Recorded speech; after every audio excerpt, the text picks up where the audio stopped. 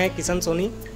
इस बार छत्तीसगढ़ पीएमटी 2008 में मेरिट में मेरी 4th रैंक है और मेरे पिताजी श्री कन्हैयालाल सोनी हैं और माता मेरी श्रीमती रुक्मणी सोनी। जब रिज़ल्ट आता था तो 2 साल मैंने ये देखा कि मेरे से नीचे जो मेरिट के रहते थे वो सिलेक्ट हो जाते थे, लेकिन मैं कभी सिलेक्ट नहीं हो पाया था।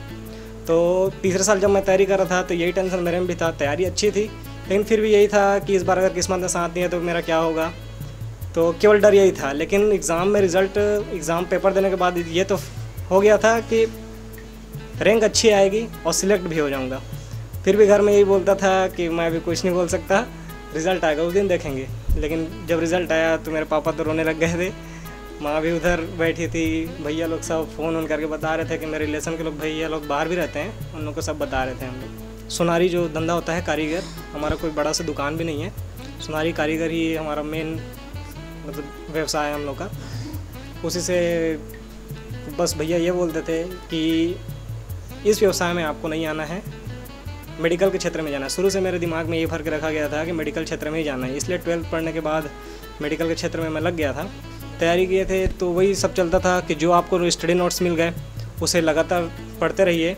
उसमें से अगर कोई क्वेश्चन समझ जैसे कठिन लग रहा है, कोई वर्ड्स टर्म्स समझ में नहीं आ रही हैं, तो मैं एक अलग से एक रजिस्टर रहती थी मेरी, उस रजिस्टर में मैंने कम से कम इस बार केवल इस साल 1600 से 1700 क्वेश्चन लिखे थे। और मैक्सिमम ये भी देखा, हालांकि मैंने सीबीएसई पीएमटी नहीं दिया, लेकिन सीबीएसई पीएमटी में भी देखा उसमें से 9-10 क्वेश्चन थे। छत्तीसगढ़ पीएमटी में भी यही देखा। और छत्तीसगढ़ पीएमटी की सबसे बड़ी तैयारी करनी है तो एमपी पीएमटी को कभी ना छोड़ें, एमपी पीएमटी बहुत ज़रूरी है।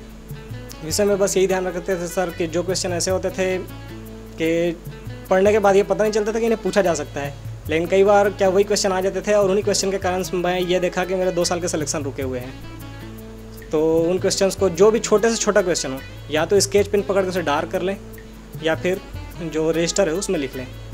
सबसे पहले तो MBBS कंप्लीट होगी, उसके बाद मेरा यही है कि मेरे को सर्जन बनना है, हार्ट सर्जन, और उसके बाद एक सफल डॉक्टर बनना है। सफल डॉक्टर बन के सेवा करना है मेरे को अपने समाज की। इस साल MP PMT लगाया था, सचदेवा से जो टेस्ट सीरीज़ में जो मिले थे उसको बार बार लगाते रहता था मैं। और इस साल सचदेवा की जो टेस्ट सीरीज़ हुआ, टेस्ट सीरीज़ में जो क्वेश्चन थे उनको रिपीट करता था, कारण कि वे छत्तीसगढ़ पे बेस्ट क्वेश्चन थे। फिर MP PMT हो गया। अपने टीचर्स सबसे ज़्यादा तो अपने पेरेंट्स, माता पिता, उनसे ज़्यादा सफलता का श्रेय मैं किसी को नहीं दे सकता। उसके बाद मेरे टीचर्स हैं, मेरे दोस्त हैं, और अपने माता पिता के ही कारण मैं इस तीसरे साल सिलेक्ट हो पाया। अगर इन्होंने मेरा साथ ना दिया होता तो अभी क्या मैं ज़िंदगी में कुछ करने के लायक नहीं रहता। 2 घंटे में 100 क्वेश्चन सॉल्व करने होते हैं। इससे सचदेवा का ज्वाइन किया था तो सचदेवा की टेस्ट सीरीज से मेरा काफ़ी फ़ायदा हुआ।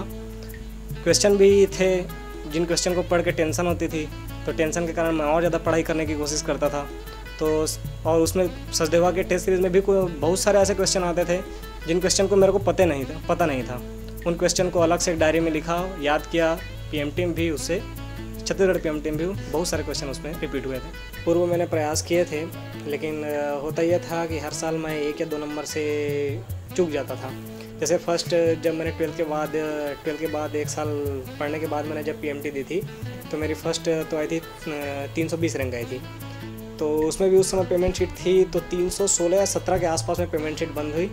तो घर वालों ने बोला कि चलो 11-12 मतलब यहाँ 11-12 को उतना पढ़ाई नहीं किए थे सर हम। 11-12 में पता ही नहीं था कि इतना पढ़ाई करना पड़ता है। मैंने ज़िंदगी में कभी नहीं सोचा था कि इस तरीके से पढ़ाई करनी पड़ेगी इसके बारे में। तो फिर घर वालों ने बोला 1 साल और मेहनत करके देखो। 2 साल मेहनत किया तो मेरी रैंक आई थी 226। इस साल भी मैं 1 ही नंबर से चूक गया था, बस 1 नंबर का फासला था, नहीं तो मेरा हो जा रहा था। फिर थोड़ा सा मैं नर्वस हो गया था तो घर वालों ने, फिर मैं क्लास वाइज कुछ डेंटल तो उठा लिया 226 से, लेकिन मैं क्लास वाइज डेंटल की ज्वाइन नहीं की थी। 1 दिन डेंटल की क्लास ज्वाइन की तो फिर मुझे लगा कि नहीं 1 साल और ट्राई करना चाहिए। दिसंबर को, उस समय तक दिसंबर निकल चुका था। फिर जनवरी में मैं फिर से तैयारी करने गया, सचदेवा की क्लासेस ज्वाइन की। वहाँ के नोट्स से, टेस्ट सीरीज़ से काफ़ी फ़ायदा मिला मुझे, और वहाँ की फैकल्टीज़ भी काफ़ी अच्छी थी, जिसके कारण उन्होंने हमेशा प्रॉब्लम सॉल्व करने की हमारी कोशिश की, और उसका रिज़ल्ट ये हुआ कि आज मैं यहाँ सिलेक्ट होकर बैठा हूँ। PMT की तैयारी अगर करनी है और कोई अगर अपनी साल ख़राब नहीं करना चाहता तो 10th करने के बाद बाहर निकल जाए और कोचिंग्स में जाके पढ़ाई करते रहे 11-12 की, लेकिन 11-12 के साथ साथ कोचिंग भी होती है PMT के लिए, वो कोचिंग ज्वाइन कर ले तो आसानी से या तो 12 के साथ सिलेक्शन हो सकता है, और ज़्यादा से ज़्यादा अगर उसकी मेहनत करनी पड़े तो 1 साल मेहनत करना पड़ेगा और वो सिलेक्ट हो जाएगा।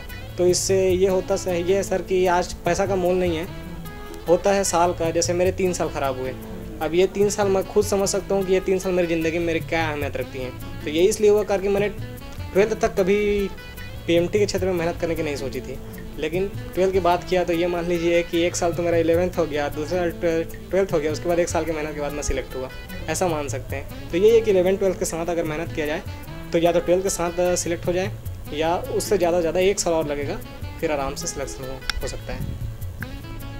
PMT की तैयारी के लिए तो आप जिस कोचिंग में पढ़ रहे हैं, सबसे पहले उस कोचिंग की जो आपको मटेरियल दिया जाएगा, नोट्स दिया जाएगा, सर आपको जो नोट्स बताएंगे, ये सबसे पहले कंठस्थ होनी चाहिए। लेकिन मेन सबसे ये होना चाहिए कि आप जिस कोचिंग में पढ़ते थे, जैसे मैं सचदेवा में पढ़ता था, तो वहाँ के जो मटेरियल्स हैं उनको ज़्यादा से ज़्यादा रिवाइज करूँ, ताकि वे क्वेश्चन ऐसे थे जो शॉर्ट नोट्स की तरह होते हैं, और आप मतलब अगर आप मटेरियल पूरा समझ गए हैं कोचिंग्स की, तो अदर्स PMT या बुक्स करने में आपको कोई प्रॉब्लम नहीं होगी।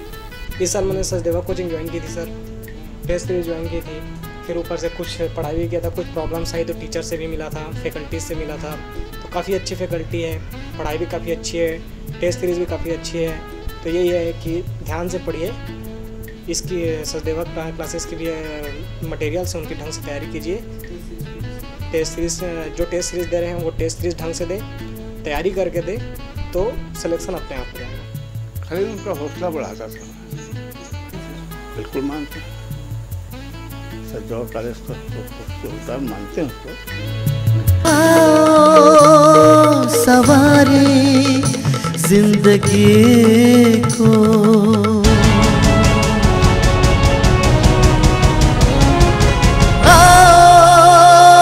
सवारी जिंदगी